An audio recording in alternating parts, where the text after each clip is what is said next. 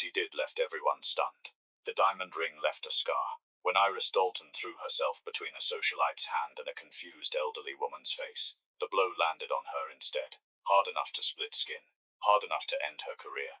Hard enough to make her bleed on white marble in front of Manhattan's elite. She lost her job in that moment. Lost her only income. But what she didn't know was that the frail woman she'd shielded was someone's entire world. And Roman Cross, the man who controlled half the city's underground, was about to show everyone exactly what happened when you touched his mother. Iris saved a life that night. Roman was about to destroy dozens in return. And because what happens in the next 48 hours will prove that protecting the wrong person's family can rewrite your entire world. The chandeliers of the Hartwell estate didn't just sparkle. They screamed money.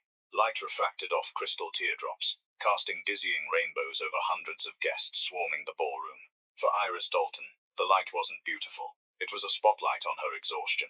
Iris adjusted the starched collar of her uniform, fingers trembling slightly. She'd been on her feet for 14 hours. The shoes the agency made her wear were a size too small, pinching her toes until they went numb. But she forced a smile. She had to. Her younger brother Liam needed his medication, and the rent on their crumbling apartment was 2 months overdue. Losing this gig wasn't an option. Champagne, a voice snapped. Iris pivoted, lowering her tray. Of course, sir. The man didn't look at her. None of them did. To the elite of New York's upper crust, the staff were moving furniture, necessary but invisible until they got in the way. Tonight was the engagement party for Vanessa Sterling and Preston Hartwell. It was the merger of two shipping empires, a union built on stocks and bonds rather than affection. Vanessa was holding court near the grand staircase, wearing a dress that cost more than Iris would earn in 10 lifetimes. Vanessa was beautiful in a sharp, predatory way, her laugh echoing shrilly above the orchestra. Iris moved toward the periphery of the room, collecting empty flutes. That was when she saw her. An elderly woman was wandering near the buffet tables. She stood out immediately, not because of what she was wearing, but because of how she wore it.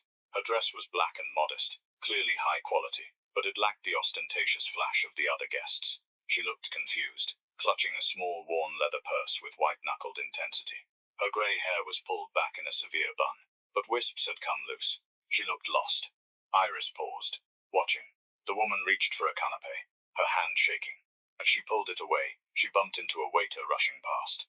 The waiter stabilized his tray, shot the old woman a dirty look, and kept moving. The woman flinched, shrinking in on herself. "Excuse me," the woman murmured to no one, her voice barely a whisper. Iris felt a tug in her chest. She knew that look. It was the look of someone drowning in a sea of people who refused to throw a lifeline. Suddenly the crowd parted. Vanessa Sterling was marching toward the buffet, Preston trailing behind looking bored. Vanessa was clearly tipsy, her face flushed, her movements jerky. "I specifically asked for the beluga caviar," Vanessa was complaining loudly. "If the caterer messed this up, I'm ruining his reputation before midnight." She turned sharply, not watching where she was going. The collision was inevitable. Vanessa slammed right into the elderly woman. Crash. Red wine, which Vanessa had been holding in her left hand, splashed across the front of her pristine ivory silk gown. The glass shattered on the marble floor. The ballroom went silent. The orchestra stopped playing. Vanessa stared down at her ruined dress, her mouth agape. Then her eyes snapped up to the old woman. The shock on Vanessa's face curdled instantly into pure fury. "You clumsy old hag," Vanessa shrieked, her voice cracking like a whip through the silence. The elderly woman trembled, her hands raising in a defensive posture. I am so sorry, miss. I didn't see. You didn't see." Vanessa stepped forward, her heels clicking ominously on the marble. "Do you have any idea what this is? This is Vera Wang custom. It's worth more than your entire existence." "Vanessa, calm down," Preston said, though he didn't move to intervene. He looked more amused than concerned. "No, look at her." Vanessa gestured wildly at the old woman. "Who even let her in? She smells like mothballs and poverty. Security. Where is security?" The old woman's eyes filled with tears. She looked terrifyingly small. "Please," she whispered. "I'm looking for my son. I got turned around. I don't care about your son." Vanessa lunged forward, grabbing the old woman by her fragile shoulder and shaking her. "You ruined my night." Iris didn't think. She didn't calculate the cost. Her body moved before her brain could catch up. She dropped her tray. The crash of crystal flutes echoed loudly, and she sprinted across the gap. Vanessa raised her hand. It was a reflex of pure entitlement. She was going to slap the old woman. She wound up, her palm flat, her face twisted in a snarl. "No, Iris cried out. She threw herself between them. She wrapped her arms around the elderly woman, turning her back to Vanessa just as the hand came down. Crack! The slap landed squarely on Iris's cheek. It was hard.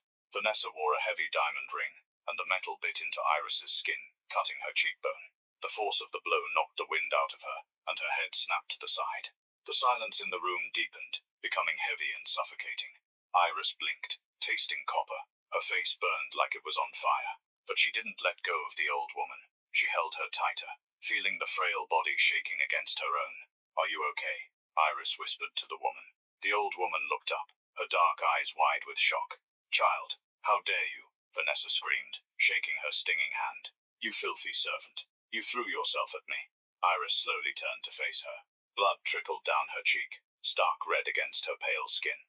She stood tall despite the throbbing in her face and the trembling of her legs. "She's an elderly woman," Iris said, her voice shaking but clear. "She didn't mean to spill the wine. You were going to hurt her." "I can do whatever I want," Vanessa hissed. "I'm a Sterling, and you are nothing." She turned to the head of the catering staff, who had rushed over looking pale as a ghost. "Fire her, now, and ensure she never works in this city again. I want her blacklisted from every agency in New York." The manager, a sweating man named Henderson, nodded frantically. "Yes, Miss Sterling, immediately." He turned to Iris, his eyes hard. "Get out. Leave the uniform at the back. You're done." Iris felt the tears prickling, but she refused to let them fall. "Not here. Not in front of these vultures." "I'm leaving," Iris said. She looked back at the old woman. "Are you all right, ma'am? Do you need help finding the exit?" Before the woman could answer, Preston stepped in, grabbing Iris's arm roughly.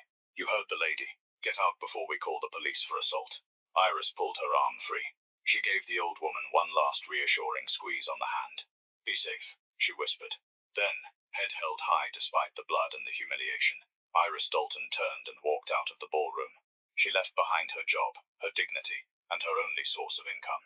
She didn't notice the old woman watching her go, her dark eyes no longer fearful, but burning with a strange, intense calculation.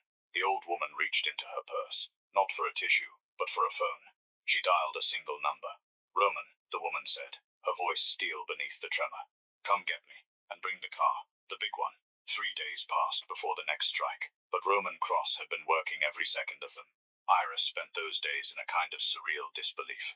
Her room at the Cross estate was larger than her entire old apartment, with a balcony overlooking manicured gardens. The bed was Egyptian cotton and down. The bathroom had heated marble floors. It was beautiful, terrifying, and felt like a cage made of silk. Liam had been transferred to St. Michael's specialist wing within hours of her signing. He'd called that first night, crying so hard she could barely understand him. "They have everything here, Iris. The doctor spent an hour just talking to me." She actually listened. That made the cage feel less confining. Iris spent her days with Elena Cross. The older woman wasn't cold or imperious. She was lonely, trapped by her son's world and his overprotective nature. They drank tea in the solarium, arranged flowers, talked about everything and nothing. Elena told stories about growing up in southern Italy, making pasta by hand with her grandmother, the smell of lemon trees in summer. "I miss the simplicity," Elena said one afternoon, fingers gentle on white rose petals. "Before all this, before the money, and the fear, and the men with guns in my hallway." While the estate was peaceful, Iris could feel the storm brewing beneath the surface. Roman was rarely seen, a shadow moving through the house late at night. When she did see him, it was fleeting. He'd appear in doorways, check on his mother in rapid Italian, and disappear.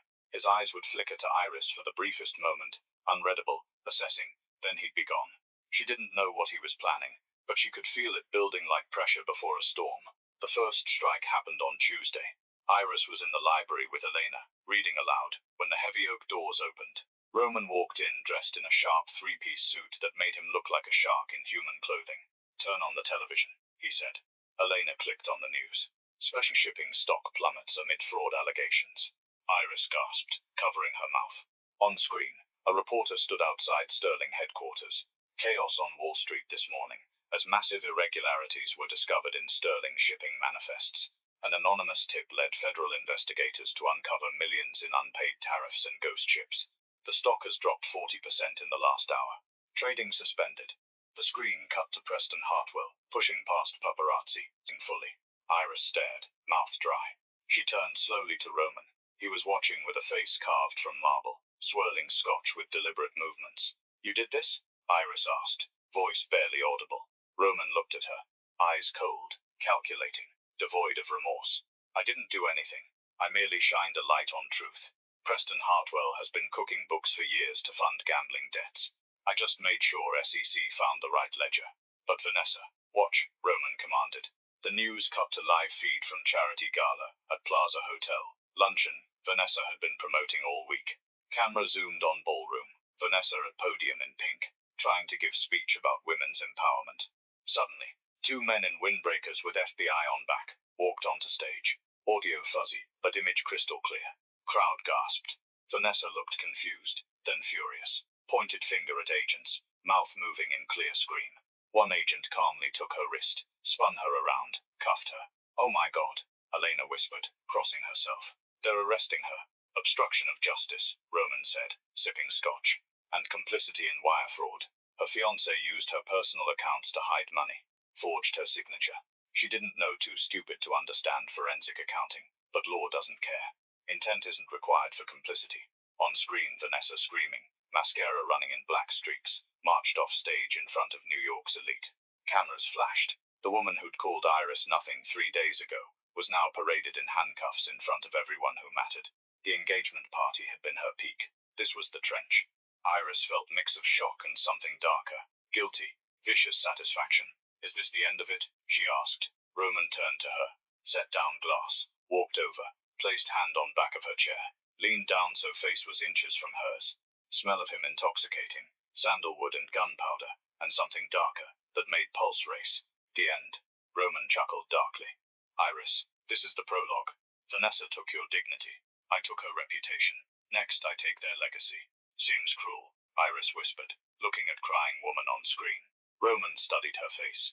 Cruelty is matter of perspective. She would have let you starve, would have let your brother die, for lack of medicine, because you bruised her ego. I am not cruel, Iris. I am just. He walked toward door, paused. Get dressed, not uniform. Wear something elegant. Package on your bed. Where are we going? Roman looked back, smiled, terrifying. Beautiful thing. Sterling's holding emergency board meeting at Plaza tonight. They're going to try selling assets to cover debt, avoid bankruptcy. I am the buyer, and I want you there when I buy the roof out from over their heads. The dress was midnight blue silk that caught light like water. When Iris put it on, looked in mirror, didn't recognize woman staring back, didn't look like maid anymore, looked like she belonged in Roman's world. Found him waiting in foyer, dressed in tuxedo. When his eyes traveled over her, something flickered in icy depths. Approval, possession, something else she couldn't name. Perfect, he said quietly, offered arm. Shall we? When they walked into Plaza lobby, air seemed to leave room. People stopped mid-conversation to stare. Roman radiated power like heat from forge. His presence alone made people step aside. They took private elevator to penthouse suite where meeting was held. Security guard at door, clipboard in hand. Private meeting. No entry. One of Roman's men, mountain of muscle named Luca, stepped forward, whispered something in guard's ear. Guard's face went pale. Immediately stepped aside, opened doors. Room filled with shouting men in expensive suits. Smoke hung heavy, despite no smoking policy. At head of table sat William Sterling, Vanessa's father. Looked like he'd aged decade in 3 days. Face grey, hands shaking as he gestured at spreadsheets. Vanessa there too, out on bail, sitting in corner with vodka. Eyes puffy and red, looked like ghost of herself. When doors opened, room went silent. Every head turned. Who the hell are you? William barked, standing. This is closed meeting. Roman walked in, footsteps echoing. Iris beside him, head high, despite hammering heart. I am the reason you are all here. Vanessa looked up, eyes narrowed, then widened in disbelief as she recognized Iris. You, the maid? You brought the maid? Turned to father, voice rising hysterically. Daddy, that's the girl, the one who assaulted me. Get her out. Sit down, Vanessa, Roman said. Didn't shout, didn't raise voice, but command in those words cracked like whip. Vanessa took step toward him, fury contorting face. You don't tell me. Roman turned gaze on her, didn't move, didn't touch, simply looked at her with such cold, absolute intensity, she faltered mid-sentence. Took step back, sank into chair. Roman turned attention to William, dismissing Vanessa as if she no longer existed. Mr. Sterling, I believe you're looking for liquidity injection to avoid bankruptcy tomorrow morning. William's face drained of color. Cross, you're the businessman, Roman corrected smoothly. I have purchased your outstanding debt from bank. All of it, $300 million. Tossed folder onto table. Slid down polished wood. Stopped directly in front of William. You owe bank nothing. You owe me everything. What do you want? William whispered, sinking back into chair. I want the company. I want the fleet. I want the roots. And I want the estate. You can't have the estate, Vanessa screamed. That's my home. Roman turned gaze to her, slowly put arm around Iris's waist, pulling her flush against his side. Possessive, claiming gesture. Actually, I think it will make lovely summer home for Iris. She always did like the architecture. Those staff will certainly need replacing. Vanessa gaped, mouth opening and closing. Looked from Roman to Iris, girl she'd tried to destroy, now standing in gown worth more than Vanessa's car, protected by most dangerous man in city. Iris looked at Vanessa, saw fear, confusion, realized Roman was right. This wasn't just revenge, it was rebalancing of world. You have until midnight to sign transfer deeds, Roman said to William. Or I call in debt, and you go to prison for fraud. My team uncovered. Your choice. Turned to leave, keeping arm tight around Iris. Wait, Vanessa cried out, desperate tears streaming. You can't do this. It's not fair. Roman paused at door. Didn't turn around. Fairness is for children, Vanessa. You should have learned that when you slapped a helpless old woman. Open door. Come, Iris. Let's get dinner. I know a place that serves excellent caviar. And they never spill. As doors closed behind them, muffling sounds of Sterling screaming at each other, Iris looked up at Roman. You really bought their house? I bought their lives, Roman said. For you. 2 weeks after the incident at the Plaza Hotel, the Sterling Empire had effectively ceased to exist. It was a slow-motion car crash that the entire city watched with morbid fascination. The tabloids were ruthless. Photos of Vanessa leaving a pawn shop, trying to sell a Birkin bag for cash, were splashed across the front pages. William Sterling had suffered a mild cardiac event and was hiding in a private clinic, dodging subpoenas. But inside the Cross estate, the atmosphere was strangely domestic. Iris was no longer just the girl who saved Elena. She was becoming something else. A fixture, a necessity. She sat in the solarium one afternoon, sun warming the stone floors. Liam sat across from her, looking healthier than he had in years. His cheeks had color, and he was laughing at a video on his new tablet. This place is awesome, Iris, Liam said, looking around at the lush greenery. The doctors here actually explain things to me. They don't just talk like I'm not there. I'm glad, Liam. Iris smiled, though a small knot of worry tightened in her stomach. You just focus on getting better. Mr. Cross came by yesterday, Liam said casually, biting into a sandwich. Iris froze. He did? Yeah, he brought me a chess set. Said a man needs to learn strategy. He played a game with me. He's really good, Iris. Beat me in 4 moves, but then he showed me how to stop it from happening again. Iris felt a flush rise to her cheeks. Roman Cross, the man who dissolved companies with a phone call, was playing chess with her teenage brother. It was confusing. It was dangerous, and it made her heart do a traitorous flip in her chest. Later that evening, Iris found Roman on the terrace. He was smoking a cigar, the smoke curling up into the night air. He wore a crisp white shirt with the sleeves rolled up, revealing forearms thick with muscle, and marked by faint jagged scars, reminders of a life Iris could barely imagine.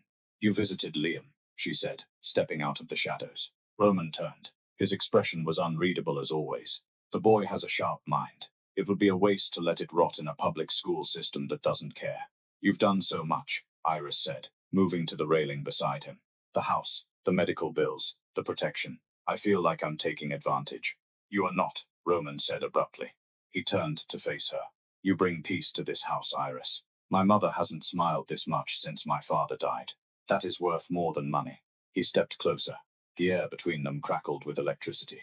And you, Iris whispered, looking up at him. Do you smile? Roman reached out, his hand hovering near her face, before his fingers lightly traced the line of her jaw. The bruise from the ring was gone now, healed without a trace, but he touched the spot, as if he could still see it. I am learning, he murmured. His gaze dropped to her lips. Iris's breath hitched. She leaned in just an inch. Ring. The harsh sound of a cell phone shattered the moment. Roman pulled back instantly, the mask of the boss slamming back into place. He pulled his phone from his pocket, his eyes narrowing as he read the screen. I have to take this, he said, his voice cold again. Go inside, Iris. It's getting late. Iris nodded, feeling cold and foolish. She retreated into the house, missing the look of regret that flashed across Roman's face before he answered the call. Meanwhile, on the other side of the city, in a motel room that smelled of stale beer and mildew, Preston Hartwell paced the floor. The room was small and dim. Vanessa was passed out on the lumpy bed, an empty bottle of cheap vodka on the nightstand. She was a mess, hair unwashed, makeup smeared. The princess had fallen, and she had broken into 1,000 jagged pieces. Preston, however, was not broken. He was desperate, and desperation made him dangerous. He looked at the man sitting in the corner armchair. The man was cleaning his fingernails with a switchblade. He was thick-set, bald, with a tattoo of a scorpion climbing up his neck. "You said you could help," Preston hissed. "I've been waiting for an hour. Victor." Victor Russo looked up. He was a lieutenant for the Russo crime family, the bitter rivals of the Cross family. The Russos had been trying to claw back territory from Roman for years, but Roman was too smart, too powerful. "I said I would listen," Victor corrected, his voice like gravel. "You have nothing, Hartwell. No money, no influence. Why should I help you?" "Because I know his weakness," Preston said, his eyes gleaming with manic intensity. Victor laughed. "Roman Cross has no weaknesses. The man is a machine." "He didn't before," Preston said, "but he does now. A girl, a maid, a nobody named Iris Dalton.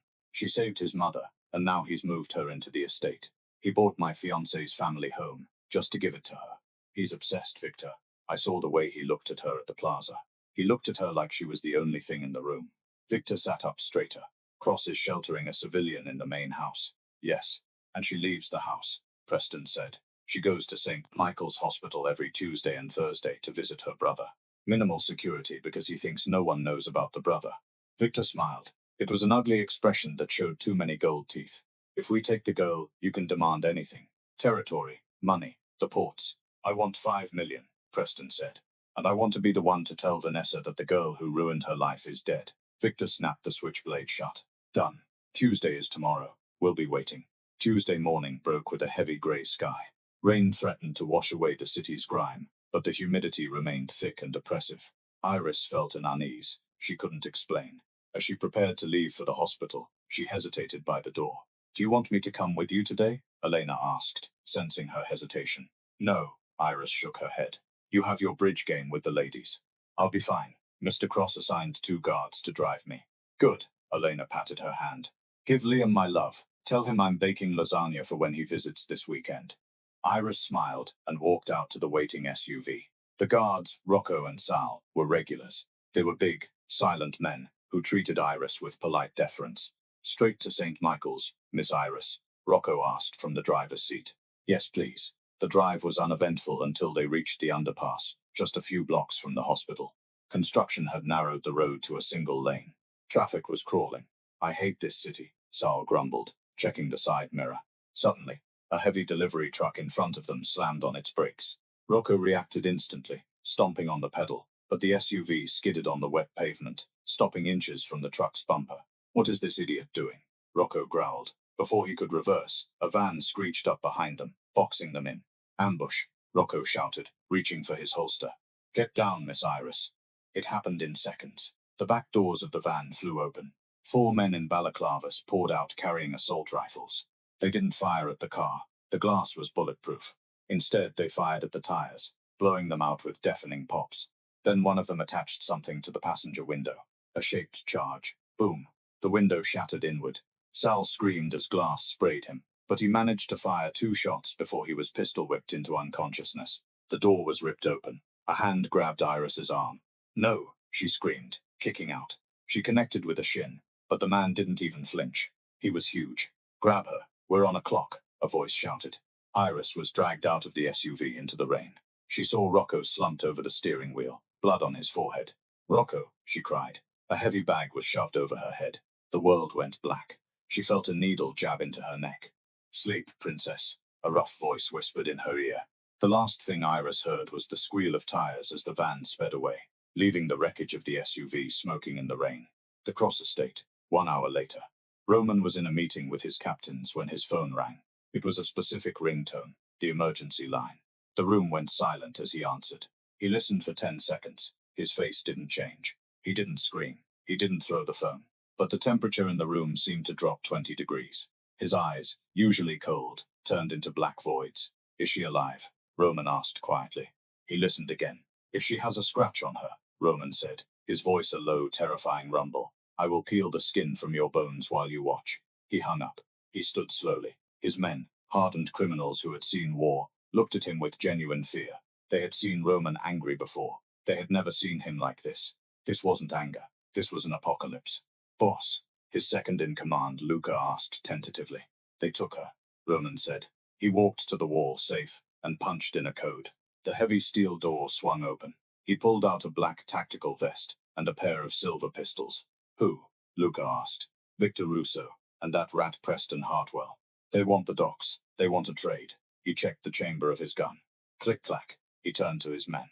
Call everyone. Pull the guys from Jersey. Pull the guys from the Bronx. I want every soldier we have on the street in 20 minutes. We're going to war over a girl, one of the older captains asked, looking skeptical. Roman stopped. He looked at the captain. No, Roman said. We're going to war for my future wife. The room went deadly silent. Burn it down, Roman ordered. Find out where they're keeping her, and kill everyone who stands in your way. The warehouse on the docks. Iris woke up with a pounding headache. She was tied to a chair in the middle of a large, dusty warehouse. The smell of rust and seawater was overwhelming. She blinked, her vision clearing. Standing in front of her was Preston Hartwell. He looked manic, his tie loose, sweat staining his shirt. Finally awake, Preston sneered. Preston, Iris croaked. Why? Why? Preston laughed hysterically. Look at me. Look at what you did. I had everything. Money, status, a future. And you little gutter rat. You took it all. You committed fraud, Iris said, her voice strengthening.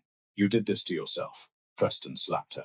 It stung, but compared to the fear pulsating through her, it was nothing. Shut up, Preston screamed. You're just the bait. When your boyfriend comes, we're going to kill him. And then I'm going to leave you here for the rats. From the shadows, Victor Russo stepped forward. He looked at Iris with cold appraisal. She's pretty. Cross has good taste. It's a shame. He checked his watch. He got the message. He should be calling to negotiate surrender any minute now. Iris looked at them. She was terrified. Yes, but she remembered the look in Roman's eyes when he spoke about his enemies. She remembered the chess game with Liam. He won't negotiate, Iris said softly. Preston looked at her. What? He won't negotiate, Iris repeated, looking Preston dead in the eye.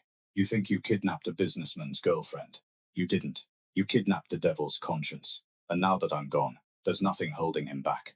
As if on cue, the lights in the warehouse flickered and died. Total darkness. Then from outside came a sound. Not sirens. Not shouting. It was the rhythmic thumping sound of a heavy caliber machine gun, tearing through the metal doors of the warehouse. Thump, thump, thump, thump. Beams of light from laser sights cut through the dust. The devil had arrived. The warehouse walls disintegrated under the barrage. Amidst the chaos of muzzle flashes and falling bodies, Roman moved like a phantom. He didn't fire blindly. Every shot from his silver pistols found its mark. Victor Russo fell first, his ambition choking on his own blood, before he could even raise his weapon. Preston Sterling scrambled backward into the corner, weeping, holding his shaking hands up. It was just business. Please, I can fix this. Roman stepped over him, holstering his weapon. He didn't even look down. Luca, he said calmly to his second in command. Take out the trash. As Luca dragged the screaming man away into the darkness, Roman fell to his knees beside Iris. His hands, usually so steady, shook as he cut the ropes binding her wrists. I thought, Iris sobbed, burying her face in his neck. The scent of gunpowder and sandalwood, overwhelming her senses. Never, Roman whispered, lifting her effortlessly into his arms. I would tear the stars from the sky before I let them keep you. 6 months later, the Sterling estate had a new name, Villa Iris. The gardens were in full bloom, erasing the memory of the cold, sterile place it used to be. Vanessa was serving 5 years in federal prison. Her father was bankrupt and forgotten. But here, there was only light. Iris stood on the balcony, wearing white, watching Liam run through the grass with a new puppy, his laughter echoing in the summer air. He was healthy now, thriving, talking about college and the future, like they were real possibilities instead of distant dreams. Roman appeared behind her, wrapping his arms around her waist. He placed a black velvet box on the railing. Inside sat a diamond that made the ring Vanessa had used to cut. Iris looked like a toy. You saved my mother, Roman murmured, kissing the spot on her cheek where the bruise had once been. You saved my soul. Will you let me spend the rest of my life repaying that debt? Iris turned, tears of joy shining in her eyes. She didn't see a monster. She saw her protector, her king, the man who had burned the world down to keep her safe. Yes, she whispered, forever. Roman slid the ring onto her finger, and somewhere in the distance, Elena's laughter mixed with Liam's, carried on the summer breeze, through gardens that had once belonged to people who thought cruelty had no consequences. They had learned differently. In Roman's world, there were rules. You could steal, you could lie, you could cheat, and connive, and manipulate, but you never, ever touched his family. And Iris Dalton, the girl who had shielded an old woman from a slap, had become the most protected person in the entire city. Not because she was weak, but because she had shown strength when it mattered most. And Roman Cross rewarded loyalty with an empire. The wedding was small, intimate, held in the same gardens where Iris had once watched the sun rise on her new life. Elena cried tears of joy.